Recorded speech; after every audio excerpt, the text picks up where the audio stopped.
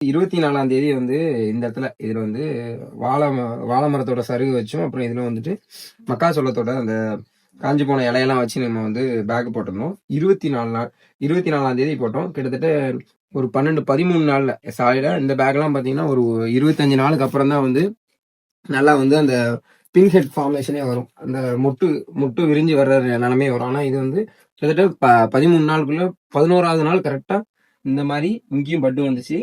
இப்போ பார்த்தீங்கன்னா இங்கேயே கிட்டத்தட்ட ஒரு 10-15 பட்டு கிட்ட இருக்கு. அதே மாதிரி இப்போ இதில் பார்த்தீங்கன்னா உங்களுக்கு இதே வந்துருச்சு. ஹார்வெஸ்ட் பண்ற ஸ்டேஜ் கரெக்டாக வந்துருச்சு. ஏன் இதில் இது கம்மியாக இருக்குது அப்படின்னா இதில் நாங்கள் போட்ட இதோட அளவு அவ்வளோதான் கம்மியாக தான் இருக்குது. அது மட்டும் இல்லாமல் அணில் தோடனால கொஞ்சம் பேகும் கிழிஞ்சிருச்சு. அதே மாதிரி ஒரு பேக்ல எவ்வளோ காளான் வரும் அப்படின்னா மினிமம் ஆவரேஜா 1 கிலோ சொன்னோம்.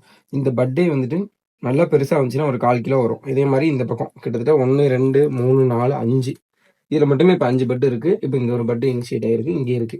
இந்த மாதிரி வந்து ஒரு பேக்ல வந்து சாலிடா நீங்க மினிமம் 1 கிலோவுக்கு மேலே எடுக்கலாம்.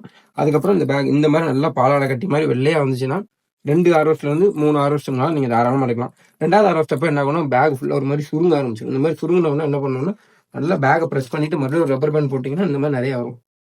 இப்போ இங்கே வாங்களேன், இங்கே பார்த்தீங்கன்னா 1 2 3 4 இங்கெல்லாம் கிழிச்சு விட்டுதான்.